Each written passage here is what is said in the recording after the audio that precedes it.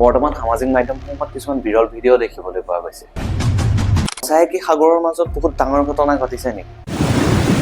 বাইবেলত উল্লেখিত ধৰণে লিভাইথান সঁচাকৈ বাহিৰলৈ আহিব। আহক আলোচনা কৰোঁ। নমস্কাৰ সকলোকে, মই শৰৎ ৰাগ। কেতিয়াও নেদেখা কিছুমান বিৰল দৃশ্য বৰ্তমান সামাজিক মাধ্যমখনত দেখিবলৈ পোৱা গৈছে। গভীৰ সাগৰৰ মাজত থকা জীৱসমূহকে ধৰি সাগৰত থকা মাছ কাছসমূহ বাহিৰলৈ ওলাই আহিবলৈ ধৰিছে। আগৰ দিনৰ মানুহে কিছুমান এনিমেলৰ এক্টিভিটি চাই, অৰ্থাৎ জীৱ-জন্তুৰ কিছুমান অস্বাভাৱিক কাৰ্য চাই তেওঁলোকে আশংকা কৰিছিল যে এয়া কিছু বিপদৰ আগজান। ঠিক তেনেদৰে বৰ্তমানো সাগৰীয় জীৱসমূহৰ অস্বাভাৱিক কাৰ্যক চাই মানুহে আশংকা কৰিছে যে পৃথিৱীলৈ কিছু ভয়ংকৰ বিপদ আহি আছে। আৰু এই আশংকাৰ কাৰণ হৈছে অতীততে হৈ যোৱা কিছুমান ঘটনা, যিসমূহ ঘটনা জানিবলৈ আমি যাব লাগিব অকণমান অতীতলৈ। বৰ্তমান মেক্সিকোত দেখা পোৱা অৰফিছ 2011 চনৰ জাপানত দেখা পোৱা গৈছে। আৰু তাৰ পিছতে জাপানত 2011 চনৰ 11 মাৰ্চত 9.0 মেগনিটিউডৰ এটা বৃহৎ ভূমিকম্প আৰু এক প্ৰলয়ংকাৰী সুনামি আহিছিল, যাৰ ফলত 20,000ৰো অধিক লোকে প্ৰাণ হেৰুৱাব লগা হৈছিল।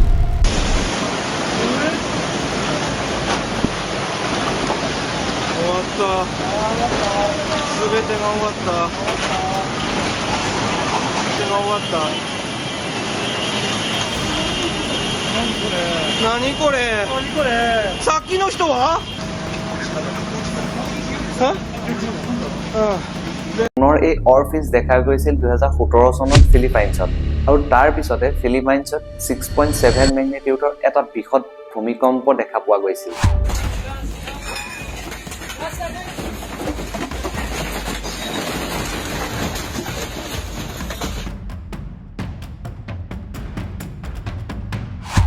সাগৰৰ আটাইতকৈ গভীৰত বাস কৰা, য'ত সূৰ্যৰ পোহৰ নপৰে আৰু যাক নো লাইট জোন বুলি জনা যায়, তাত বাস কৰা এংলাৰ ফিছ বাহিৰলৈ ওলাই আহিছে, যিটো পোনপ্ৰথমবাৰৰ কাৰণে দেখা গৈছে।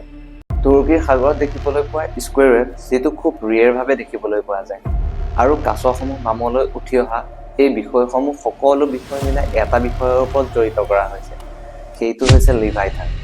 হিব্ৰু বাইবেলৰ বহুকেইখন গ্ৰন্থত উল্লেখিত আছে যে লিভাইথান হৈছে এটা সাগৰীয় দানৱ, যাক ধ্বংসৰ প্ৰতীক বুলি জনা যায়।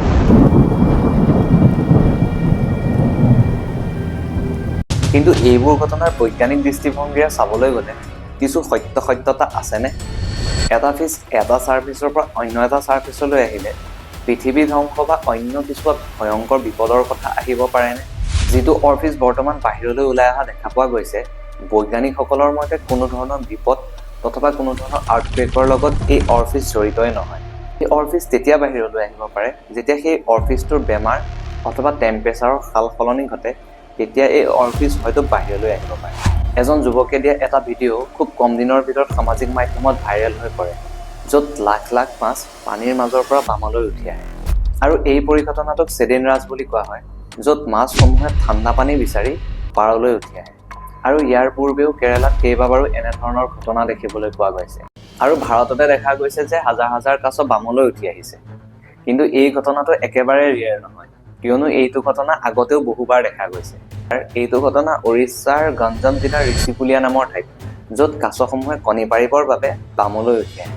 আৰু এটলাণ্টিক অ'চনৰ এখন বিশেষ ফটো যদি আপুনিও মেপছত গৈ ছেটেলাইট ভিউ কৰি আৰ্জেণ্টিনা চাৰ্চ কৰে, তাৰ কাষতে দেখিবলৈ পাব যে এটা ক্ৰিয়েচাৰ টাইপ ষ্ট্ৰাকচাৰ গঠন হৈ আছে, আৰু তাক বহুতে লিভাইথান বুলি অনুমান কৰিছে। কিন্তু তাৰ সত্যতা বা তাৰ প্ৰমাণ কোনো ধৰণৰ নাই। এইটো হৈছে পৃথিৱীৰে এক অংশ, যাক বিভিন্ন প্ৰকাৰে এডিট কৰি বা AI টুলছ ব্যৱহাৰ কৰি এক শংকাৰ সৃষ্টি কৰিছে। বিজ্ঞানৰ মতে পৃথিৱীৰ আটাইতকৈ ডাঙৰ ক্ৰিয়েচাৰ হৈছে ব্লু হুৱেল, যাৰ ওজন প্ৰায় 1,80,000ৰো অধিক হ'ব পাৰে। এইবোৰৰ ভিতৰত আটাইতকৈ ৰিয়েৰভাৱে দেখিবলৈ পোৱা ভিডিঅ'টোৱে হৈছে এংলাৰ ফিছৰ ভিডিঅ'টো। এই এংলাৰ ফিছ সাগৰৰ আটাইতকৈ গভীৰত বাস কৰে, য'ত সূৰ্যৰ পোহৰ নপৰে, যাক নো লাইট জোন বুলি জনা যায়। জনাত বা মই যিমান দূৰ চাইছোঁ, বৰ্তমানলৈকে এই ক্ৰিয়েচাৰটো কেনেদৰে বাহিৰলৈ ওলালে বৰ্তমানলৈকে জানিব পৰা হোৱা নাই। কিন্তু অনুমান কৰিছে যে এই ফিছটোৰ হয়তো বেমাৰ, হয়তো দিশ হেৰুৱাৰ ফলত হয়তো ওপৰলৈ আহিব পাৰে। এইখিনিতে যদি আপোনালোকে ভালদৰে মন কৰে বা ভালদৰে চাই, দেখিব যে 2000 চনৰ পাছত আমাৰ মাজলৈ নোহোৱা নোপোজা ঘটনাসমূহ বা খুব ৰিয়েৰ ভিডিঅ'সমূহো আমাৰ মাজলৈ আহে। এনেকুৱা ধৰণৰ ঘটনাসমূহ খুব সম্ভৱতঃ আগতেও হৈছিল, কিন্তু তেতিয়া মানুহৰ হাতে হাতে হয়তো মোবাইল আৰু কেমেৰা নাছিল। যদি আমি এটা ডাটালৈ মন কৰোঁ, পৃথিৱীৰ জনসংখ্যা হৈছে 8.2 বিলিয়ন, তাৰে মোবাইল ইউজাৰৰ সংখ্যা হৈছে 7.49 বিলিয়ন।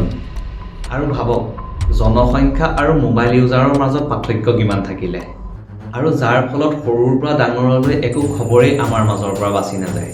যেনেদৰে আটাইতকৈ ৰিয়েৰভাৱে দেখিবলৈ পোৱা এই ভিডিঅ'সমূহ, সামাজিক মাধ্যমত দেখি থকা ভিডিঅ'সমূহ দেখি পৃথিৱী ধ্বংস হ'ব, পৃথিৱী ধ্বংস নহ'ব ভাবি কোনো মাথা ঘূৰোৱাৰ প্ৰয়োজন নাই। সকলো ভালে থাকক, সকলো সুস্থ থাকক, তাৰে কামনা। জয় আই অসম।